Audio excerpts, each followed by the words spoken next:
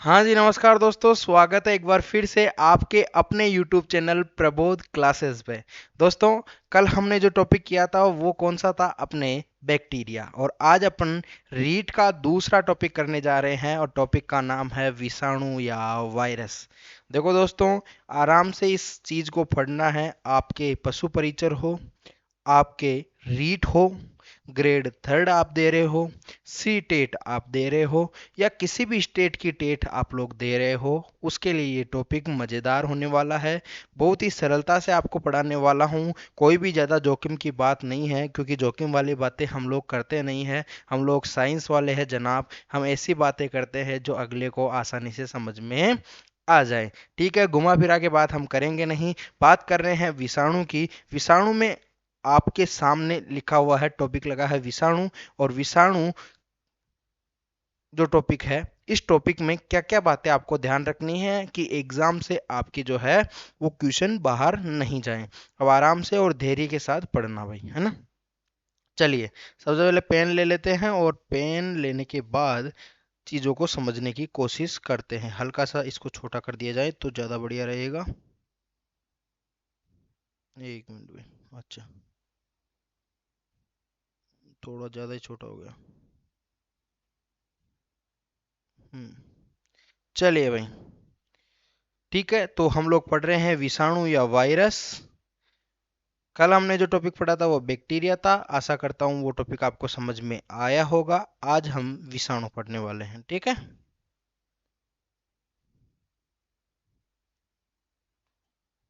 हम्म। तो सबसे पहली लाइन लिखी हुई है, विषाणु या वायरस जो शब्द है, विषाणु या वायरस शब्द, उसकी उत्पत्ति किससे हुई है? तो उसकी उत्पत्ति हुई है लैटिन भाषा भाषा के वाइवम। किससे? लैटिन भाषा के विनोम वाइवम शब्द से हुई है। और आपको पता होना चाहिए इसका अर्थ होता है विष या आपके मोरबिड पॉइजन। क्या? विकृत विष या मोरबिड पॉइजन इसका अर्थ होता है। इसको हम लोग स्त्रवण या सिक्रेशन भी बोल देते हैं, विनोम भी इसको बोल देते हैं। यानी कि आपको ध्यान रखना है, जो वायरस आपके जो है, इसकी उत्पत्ति, वायरस शब्द की जो उत्पत्ति है वो लैटिन भाषा के वाइवम या फिर विनोम या विनोम शब्द से हुई है, जिसका अर्थ जहर है, पॉइजन है या विष है। ये आप लोग ध्यान रखोगे। उसके बाद आपको ध्यान रखना है इसके अध्ययन को, इसकी स्टडी को जो है दोस्तों, स्टडी को क्या कहते हैं? तो स्टडी को आपको कहते हैं वायरोलॉजी। यानी आप उच्च अध्ययन करोगे तब वायरोलॉजी में भी आपको पीएचडी करने का मौका मिलेगा। चलिए दोस्तों, उसके बाद आपको पता होना चाहिए कि ये जो वायरस है ये एक कोशिकीय जीव होता है। सॉरी, अकोशिकीय जीव होता है। एक कोशिकीय नहीं, अकोशिकीय जीव, यानी कि किसी प्रकार की कोई कोशिका यहाँ पे रहती नहीं है, ठीक है।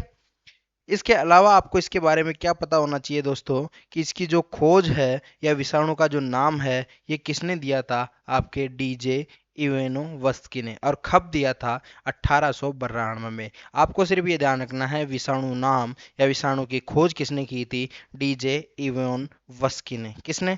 डीजे इवोन वस्की ने। और इन्होंने जो है वो सर्वप्रथम आपके कौन सा वायरस खोजा था? TMV virus, team tobacco mosaic virus, जो कि तंबाकू का वायरस है। तंबाकू में एक रोग होता है, तंबाकू का मोजेक वायरस रोग, वो इसके ही कारण होता है। तो इन्होंने जो है तंबाकू के मोजेक रोग के रोग कारक के रूप में जो है कुछ रोगाणु को मान्यता दी थी। ये आपको पता होना चाहिए, ठीक है। अब ये वायरस जो है दोस्तों, तो वायरस, आपको एक और बात यहाँ पे ध्यान रख लो, ये वायरस जो है, ये वायरस आपके किससे? बैक्टीरिया से या जीवाणु से भी क्या होते हैं? छोटे होते हैं। जीवाणु से भी क्या होते हैं? छोटे होते हैं, स्मॉल होते हैं, ठीक है। ये बात आपको पता होनी चाहिए, ठीक है। उसके बाद ये बाध्यकारी परजीवी है, यानी एक प्रकार के कौन से परजीवी है? बाध्यकारी ये परजीवी होते हैं, ठीक है। अब एक और बात आपको इसके बारे में ध्यान रखना है, एक वैज्ञानिक हुए स्टेनले मिलर। चलो आगे बात करते हैं इसके बारे में खाली जगह में। हाँ, तो एक वैज्ञानिक हुए स्टेनले मिलर। स्टेनले मिलर, ये स्टेनले मिलर ने क्या किया साहब? ये स्टेनले मिलर ने जो है आपके वायरस का क्रिस्टलीकरण किया। वायरस का क्या किया? वायरस का क्रिस्टलीकरण किया। क्रिस्टलीकरण जो है वो इन्होंने किया था।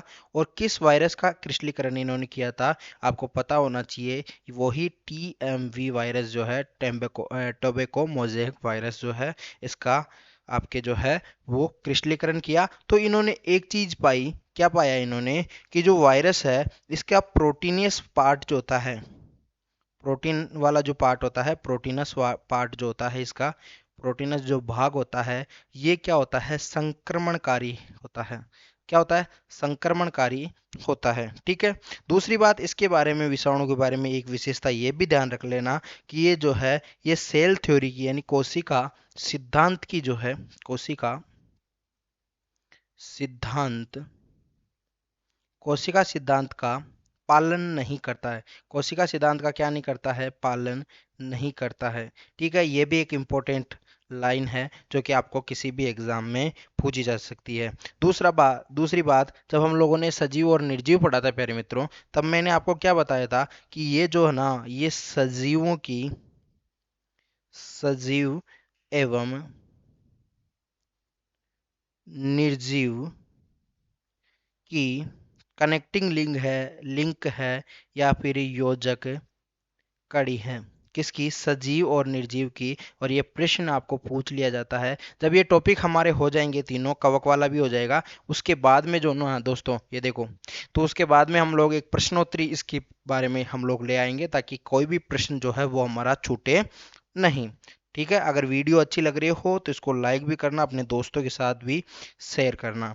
अब कुछ ऐसे नियम, कुछ ऐसी बातें जो कि वायरस के बारे में आपको पता होनी चाहिए। ठीक है। थोड़ा खाली पेज हम लोग देखेंगे कि कोई खाली पेज हो अपने पास, फिर उसके बाद में जो मैंने लिख रखा है उसके बारे में तो चर्चा करेंगे ही हम लोग। ठीक है। तो बात पता होनी चाहिए आपको कि ये सजीव है या निर्जीव है। तो ये सजीव और आपके निर्जीव के बीच की योजक कड़ी है। अब ये क्यों है, इसकी क्या विशेषताएं हैं, वो हम लोग देखेंगे। पहली बात तो ये प्रश्न आता है कि सर ये सजीव क्यों है, क्या है, ये सजीव क्यों है। तो सजीव होने का कारण, पहला तो इसमें कौन सी अवस्था पाई जाती है, इसमें गुणन अवस्था या मल्टीप्लिकेशन फेज पाई जाती है। गुणन अवस्था पाई जाती है, गुणन अवस्था इसमें जो है वो पाई जाती है, ये आपको पता होना चाहिए। या मल्टीप्लिकेशन जो फेज है वो इसमें पाई जाती है।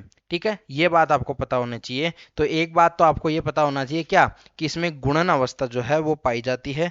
दूसरा जो सजीवों का करेक्टर है इसमें, इसमें आपके न्यूक्लिक एसिड जो है वो क्या होता है, प्रेजेंट होता है, न्यूक्लिक एसिड। और न्यूक्लिक एसिड में भी आपके या तो ये आरएनए वायरस होगा जिसको रिट्रोवायरस कहते हैं, या फिर आपके ये डीएनए वायरस होगा। यानी कि दोनों में से एक ही इसमें जो है वो आपके यूं कहूं मैं कि डीएनए या आरएनए जो है वो प्रेजेंट होगा, है ना। एक ही हेरिडिटी यूनिट जो है वो प्रेजेंट यहाँ पे होगी। ठीक है। उसके बाद में आपको पता होना चाहिए कि यहाँ पे आपको जनन भी देखने को मिलता है, जैसे मैंने आपको बताया कि मल्टीप्लिकेशन जो फेज है वो यहाँ पे पाई जाती है। उसके बाद एक और गुण इसका पता होना चाहिए कि यहाँ पे उत्परिवर्तन भी होता है, उत्परिवर्तन भी जो है वो पाया जाता है, इसीलिए बहुत डेंजर हो जाता है। ठीक है। यहाँ पे क्या पाया जाता है, म्यूटेशन भी पाया जाता है, म्यूटेशन उत्परिवर्तन भी यहाँ पे प्रेजेंट होता है। ठीक है। इसीलिए क्या हो जाता है, डेंजर हो जाता है। इसलिए तो कोरोना वायरस को हम लोग पकड़ नहीं पाए थे, है ना, है ना। उसके बाद में आपको निर्जीव की क्या यहाँ पे विशेषताएं मिलेगी कि निर्जीव है, निर्जीव। तो निर्जीव के बारे में या फिर कृत्रिम के बारे में क्या हम लोग जो है जानकारी यहाँ से ले सकते हैं। सबसे पहले तो अगर ये फ्री स्टेज में होगा, मुक्त अवस्था में ये होगा, मुक्त अवस्था में अगर ये होगा, ये क्या होगा, इनएक्टिव होगा या असक्रिय ये होगा। अगर ये, जैसे मान लो ये पेन पे अगर वायरस आके रुक पड़ा हुआ है तो ये इस पे पड़ा रहेगा, किसी प्रकार की कोई क्रिया विधि ये नहीं करेगा। उसके बाद में आपको एक और बात पता होनी चाहिए दोस्तों कि ये आपके जो है यहाँ पे साइटोप्लाज्म जो है वो एब्सेंट होगा। किसी भी सजीव की सबसे मुख्य विशेषता ये होती है कि इसमें साइटोप्लाज्म पाए जाएं, लेकिन यहाँ पे जो है साइटोप्लाज्म जो है वो दोस्तों एब्सेंट होता है। इसके बाद में इसमें कोई अपना मेटाबॉलिज्म जो है वो नहीं होता है, या मैं यूं कहूँ कि इसमें उपापचय जो है वो एब्सेंट होता है। उपापचय एक्टिविटी जो है वो एब्सेंट होती है। ना तो इसमें कोई निर्माणकारी घटना होती है, ना कोई इसमें विघटनकारी घटना होती है। ठीक है। उसके बाद पता होना चाहिए कि इसमें किसी प्रकार का जो है संश्लेषण प्रोटीन संश्लेषण जो है वो नहीं पाया जाता है। क्या नहीं पाया जाता है? प्रोटीन संश्लेषण जो है वो इसमें नहीं पाया जाता है। क्यों?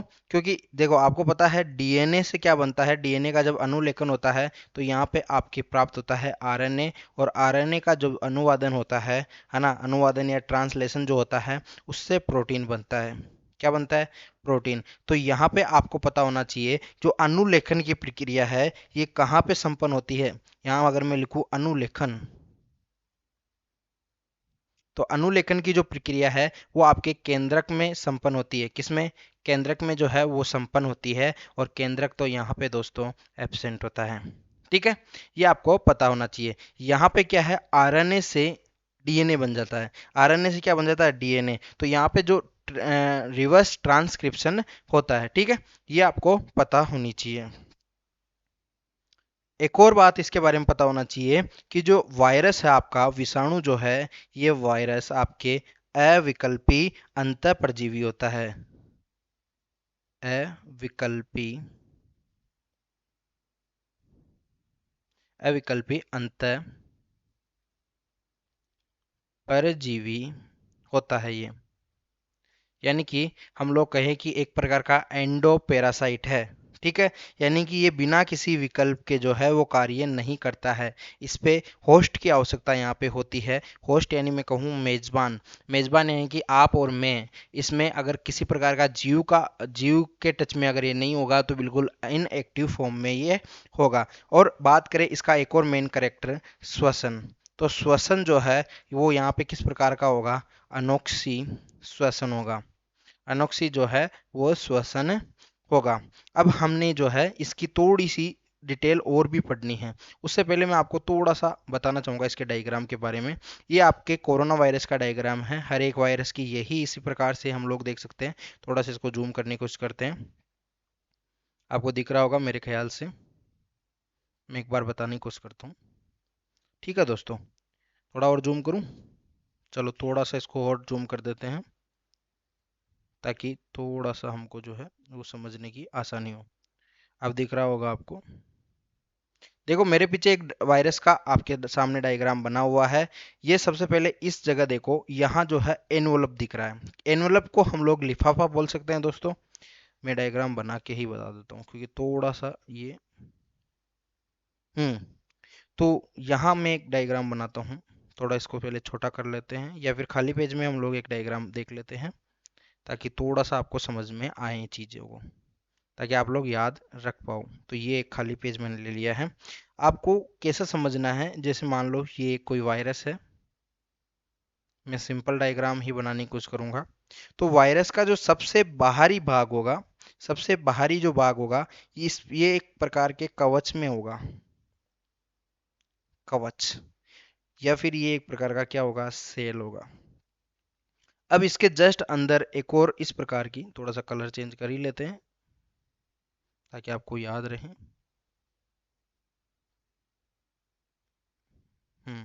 तो इस प्रकार का एक एनोलप इसमें पाया जाएगा। एनोलप या फिर लिफाफा, क्या होगा? एनवोलप। ठीक है, एनवोलप या लिफाफा यहाँ पे पाया जाएगा। और आपको पता होना चाहिए कि यहाँ एक संरचना पाई जाएगी, जिससे हम लोग एक संरचना पाई जाएगी जो कि मुख्य है, ध्यान रखना। इसमें कैप्सिड जो है वो पाया जाएगा। क्या पाया जाएगा? कैप्सिड। कैप्सिड, और ये प्रोटीन का एक अवस्था होती है। ठीक है, और इस कैप्सिड के चारों ओर इस प्रकार से, मैं थोड़ा सा अलग कलर से बनाने की कोशिश करता हूँ। तो इस प्रकार से जो है वो कुछ बिंदु लगे रहते हैं, हम लोग ये कह सकते हैं। इस प्रकार से जो इनको आपस में छोटी छोटी इकाइयों में जोड़ा रहता है, तो इसको हम लोग कह सकते हैं क्या? हम्म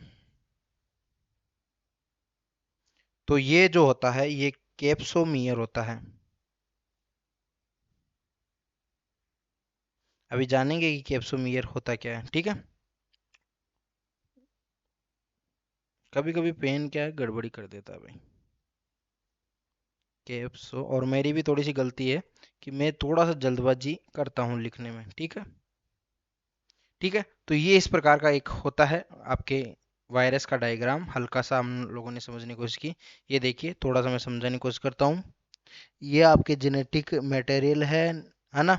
और ये आपके जो है ग्लाइकोप्रोटीन इसमें बता रखा है, ये एम प्रोटीन है, ये इसका एनवलप है। ठीक है, ये एक जीवाणु भोजी का डायग्राम है जो कि आप लोगों ने किताबों में पढ़ा होगा, 12th की किताब में भी ये है, जीवाणु भोजी जो कि जीवाणु का भक्षण करता है दोस्तों।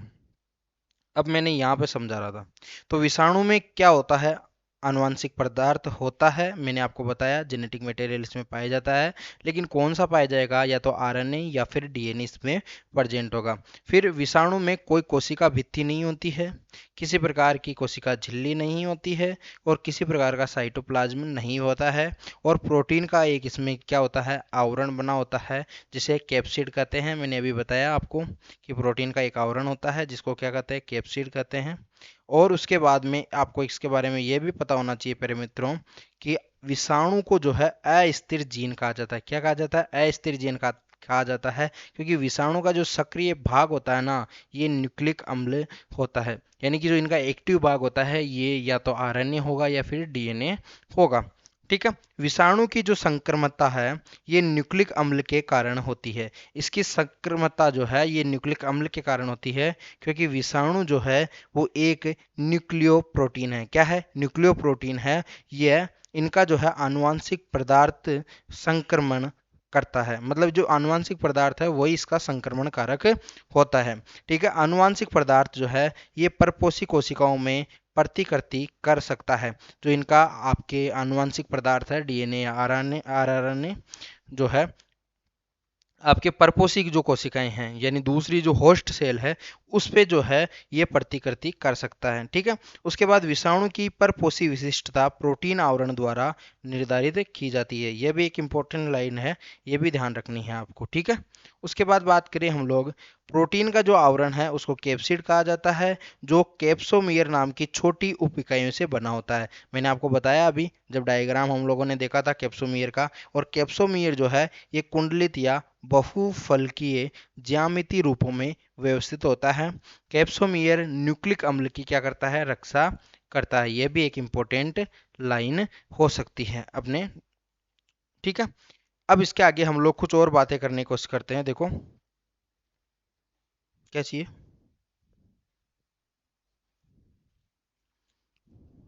चलिए तो आगे और कुछ बातें करते हैं। मैंने आपको इसके बारे में थोड़ा थोड़ा डिटेल दिया। ठीक है, अब देखो कुछ और बातें आपको पता होनी चाहिए इसके बारे में, कि ऐसे वायरस लिखेंगे, ऐसे वायरस, मैं थोड़ा सा धीरे लिखने की कोशिश करूंगा क्योंकि हैंडराइटिंग भी थोड़ी सी सुधर जाए इससे, जिनसे, क्योंकि ये पेन जो है वो थोड़ा सा ऐसा ही काम करता है ये, जिनसे प्रोटीन का आवरण एब्सेंट होता है। जिनमें प्रोटीन का आवरण नहीं हो, प्रोटीन का आवरण क्या हो, एब्सेंट हो, तो एब्सेंट या फिर यहाँ पे एब्सेंट हो तो आपके क्या कहा जाता है, इसे वीरोइड कहा जाता है। वीरोइड, जिसमें प्रोटीन का आवरण नहीं हो उसे क्या कहा जाता है, वीरोइड। और इसमें जो है केवल और केवल क्या होता है, केवल इसमें आपके S R N A, R N A जो है एस एस आर एन ए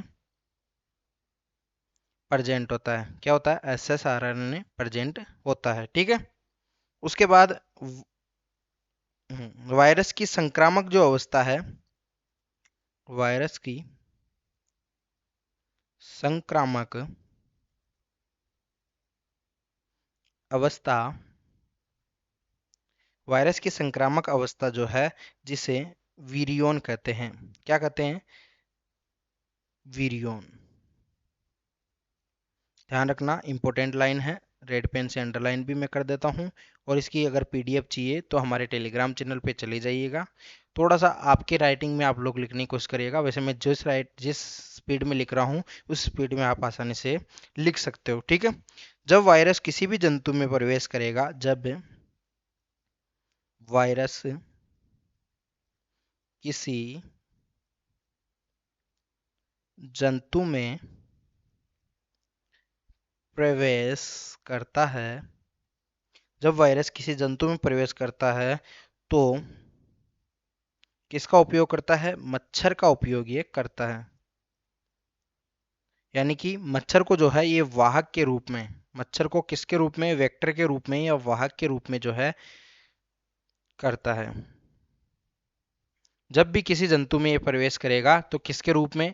ये वेक्टर के रूप में जो है वो कार्य करेगा।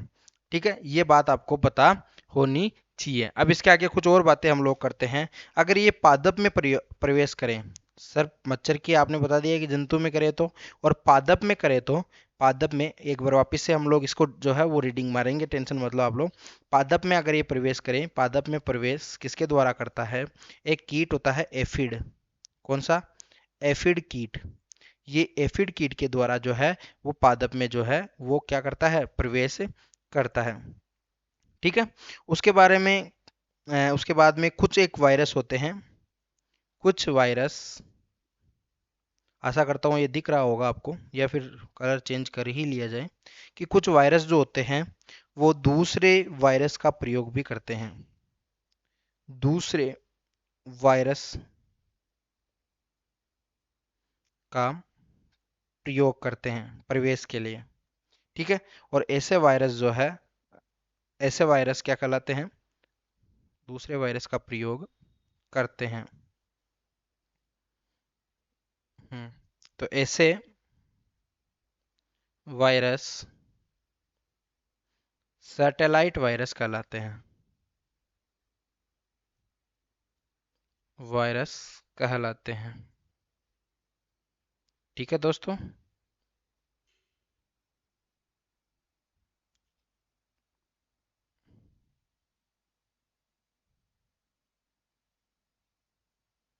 कहलाते हैं।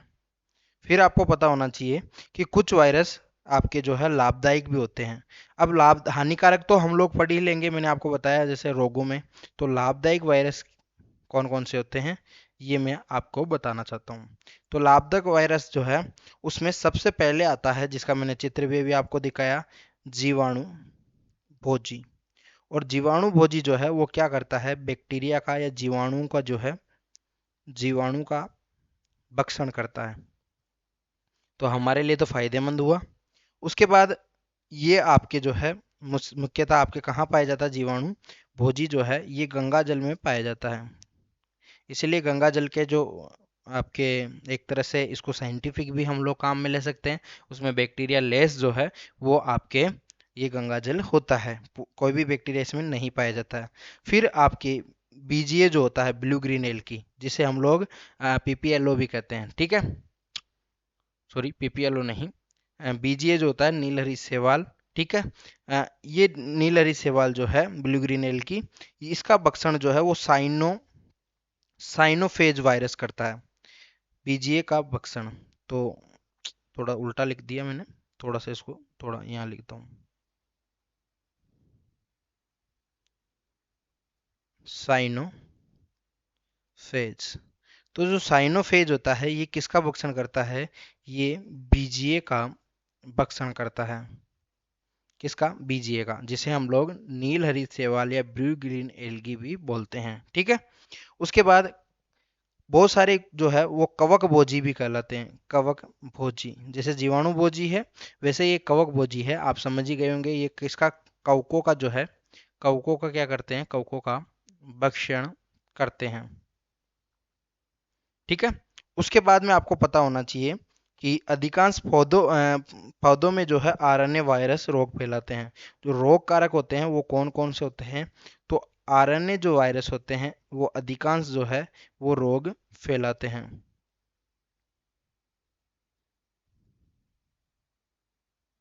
आरएनए वायरस यही जो है अधिकांश रोग फैलाते हैं। जैसे आपके इसका एक अपवाद भी आपको ध्यान होना चाहिए, पादपों में जो है अधिकतर, तो मैंने यहाँ पे आरएनए वायरस जो रोग फैलाते हैं वो किस में फैलाते हैं? पादपों में। ठीक है, फिर जैसे एक अपवाद भी आप लोग इसमें ध्यान रखोगे, अपवाद में आप लोग कॉलीफ्लावर मोजेक वायरस याद रखो, कॉलीफ्लावर कॉलीफ्लावर मोजेक वायरस। ये कॉलीफ्लावर मोजेक वायरस जो है ये आपके जीवाणु द्वारा फैलाया जाता है, डीएनए वायरस द्वारा, सॉरी, ठीक है, जी डीएनए वायरस द्वारा। किसके द्वारा? DNA virus. बाकी में कौन से फैलाते हैं? आपके आरएनए वायरस। तो डीएनए वायरस जो है, डीएनए वायरस, ठीक है। उसके बाद में पोटैटो लीफ रोल, एक आता है रोग पोटैटो लीफ रोग। ये भी आपके किसके द्वारा? डीएनए वायरस द्वारा फैलाया जाता है। अच्छा, कुछ पादप रोगों के बारे में बात कर लेते हैं जो कि महत्वपूर्ण है।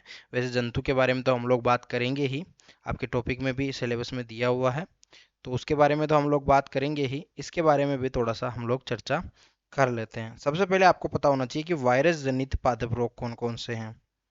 वायरस जनित पादप रोग यानी प्लांट डिजीज, वो भी किसके द्वारा, कौन कोज कर रहा है उसको? आपके वायरस कोज कर रहा है। तो सबसे पहला रोग आता है टमाटर में। टमाटर में आपके कौन सा रोग? पत्तियों में, टमाटर में पत्तियों में जो है एंठन रोग होता है। एंठन रोग ये किसके द्वारा होता है? ये भी आपके वायरस के द्वारा होता है। इसको लीफ कर्ल रोग भी बोलते हैं, ठीक है। एंठन आ जाती है टमाटर की पत्तियों में। एक होता है भिंडी में। भिंडी आप सब खाते हैं। भिंडी में कौन सा रोग होता है? भिंडी में आपके पीली नाड़ी रोग। कौन सा रोग? पीली नाड़ी, नाड़ी आप जानते हो, रोग। अच्छा, एक रोग होता है पपीता में कुंचितपन रोग। पपीता,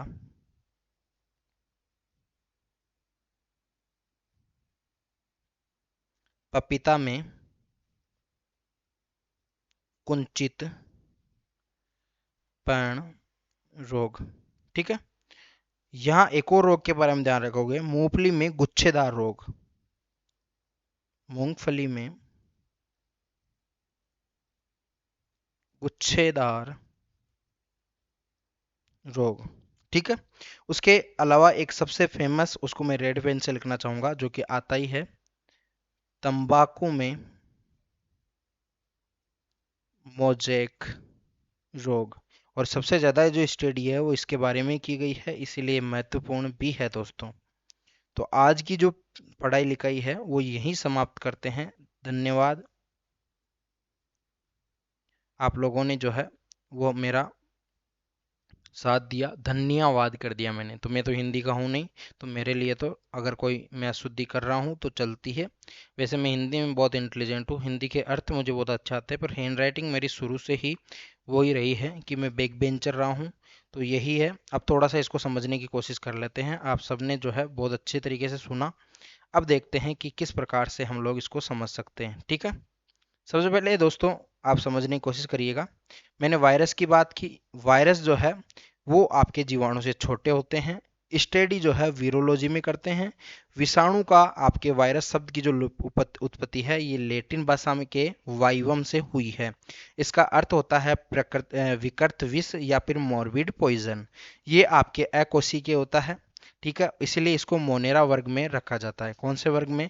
मोनेरा वर्ग में रखा जाता है। मैंने कल आपको बताया था RH व्हिटेकर की 5 जगत प्रणाली, जिसमें से एक जगत है मोनेरा, ठीक है। उसके बाद में विषाणु का जो नाम है वो आपके डीजे इवानोवस्की ने 1892 में इसकी खोज की थी। और खोज भी किसकी की थी? TMV वायरस की इन्होंने खोज की थी, जिसे टोबैको मोजेक वायरस बोलते हैं, ठीक है। उसके बाद में आपके बाध्यकारी परजीवी कहते हैं इन्हें। आनुवांशिक पदार्थ भी इसमें जेनेटिक मटेरियल पाया जाता है, लेकिन जेनेटिक मटेरियल की शर्त यह है कि एक ही DNA या फिर RNA जो है वो इसमें पाया जाएगा, ठीक है। उसके बाद में इसमें किसी प्रकार की कोई कोशिका भित्ति नहीं पाई जाती है, यानी कोशिका भित्ति एब्सेंट होती है। झिल्ली भी इसमें एब्सेंट होती है। साइटोप्लाज्म नहीं पाया जाता है। किसी प्रकार का कोई भी कोशिका का अंग जो है वो यहाँ एब्सेंट होता है। उसके बाद प्रोटीन का जो है वो आवरण यहाँ पे होता है, जिसे हम लोग कैप्सिड कहते हैं, क्या कहते हैं, कैप्सिड कहते हैं। उसके बाद में आपको पता होना चाहिए विषाणु के बारे में कि स्टेनले मिलर की बात करूं मैं, स्टेनले मिलर जो है इन्होंने वायरस का क्या किया था, क्रिस्टलीकरण किया था, टीएमवी पे ही इन्होंने काम किया था और इन्होंने बताया कि प्रोटीनस पार्ट जो है वो संक्रमणकारी है इसका। ठीक है, फिर उसके बाद ये किसी प्रकार के कोई भी कोशिका सिद्धांत की ये पालना नहीं करता है, सजीव एवं निर्जीव की योजक कड़ी है, कनेक्टिव लिंक है। ये प्रश्न आता है, मैं आपको बताऊंगा जब प्रश्न लेके आऊंगा। तो मैंने थोड़ा सा डायग्राम की चर्चा की, जीवाणु भोजी की चर्चा की। विषाणु को अस्तर जीन कहा जाता है। विषाणु का जो सक्रिय भाग है केवल न्यूक्लिक अम्ल है। विषाणु की जो संक्रमता है ये आपके न्यूक्लिक अम्ल के कारण होती है, क्योंकि विषाणु जो है वो एक प्रकार का न्यूक्लियो प्रोटीन है और आनुवांशिक पदार्थ जो है वो परपोषी कोशिकाओं में क्या करता है, प्रतिकृति या फोटोकॉपी जो है वो करता है। विषाणु की परपोषी विशिष्टता प्रोटीन आवरण द्वारा निर्धारित की जाती है। प्रोटीन का आवरण क्या कहलाता है, कैप्सिड, मैंने आपको बताया। कैप्सोमियर नाम की छोटी छोटी उप इकाइयां जो है वो इसमें पाई जाती है। कैप्सोमियर जो है कुंडलित या बहुफलकीय ज्यामितीय रूपों में क्या होता है, व्यवस्थित, और कैप्सोमियर जो है वो न्यूक्लिक अम्ल की रक्षा करता है। फिर मैंने आपको बताया कि सजीव होने के क्या लक्षण हैं, तो गुणन अवस्था या मल्टीप्लिकेशन फेज इसमें पाई जाती है। न्यूक्लिक एसिड यहाँ पे प्रेजेंट होता है जिसमें से या तो आरएनए या फिर डीएनए पाया जाएगा। यहाँ पे जनन जो है वो उपस्थित होता है ना। उसके बाद उत्परिवर्तन या म्यूटेशन जो है वो इसमें पाया जाता है। निर्जीव की बात करूँ तो मुक्त अवस्था में इनएक्टिव होता है, इसीलिए इसे निर्जीव कहते हैं। साइटोप्लाज्म यहाँ पे किसी प्रकार का पाया नहीं जाता। उपापचय यहाँ पे जो क्रियाएं हैं वो एब्सेंट होती है। यहाँ पे जो है केंद्रक भी पूरी तरह से एब्सेंट होता है, इसीलिए किसी प्रकार का कोई प्रोटीन सिंथेसिस या संश्लेषण यहाँ पे होता नहीं। उसके बाद ये अविकल्पी अंतःपरजीवी होता है, यानी होस्ट सेल पे ही ये कार्य करेगा। अगर पेन पे पड़ा है तो पेन पे पड़ा रहेगा। जैसे आपने कोरोना वायरस में देखा 2 गज दूरी है जरूरी, है ना। और श्वसन जो है ये अनोक्सी करता है। उसके बाद मैंने बोला कि ऐसे वायरस जिसमें प्रोटीन जो है वो प्रोटीन का आपके जो है वो एब्सेंट हो, वीरोइड बोलते हैं। केवल एसएस आरएनए यहाँ पे जो है वो प्रेजेंट होता है।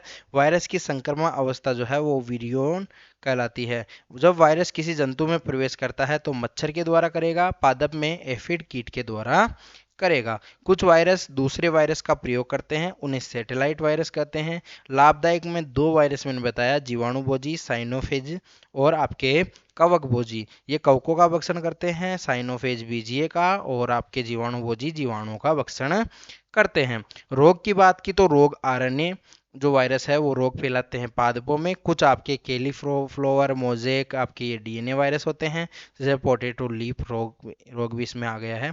उसके अलावा मैंने आपको वायरस जनित रोग बताया जिसमें टमाटर का पत्तियों का एंटर रोग बताया, भिंडी का पीली नाड़ी रोग बताया। कौन सा, भिंडी का पीली नाड़ी रोग, है ना। फिर पपीता में कुंचित पर्ण रोग मैंने बताया। उसके अलावा मूंगफली में गुच्छेदार रोग बताया। तंबाकू का मोजेक रोग जिसे टीएमवी कहते हैं। क्या कहते हैं, टीएमवी कहते हैं। तो आज की क्लास जो होती है वो यही समाप्त होती है। ठीक है, मिलते हैं किसी और अन्य क्लास में। कल तो मिलना ही है, आप लोग तैयार रहना कल की क्लास में। नमस्ते, शुभ दिन।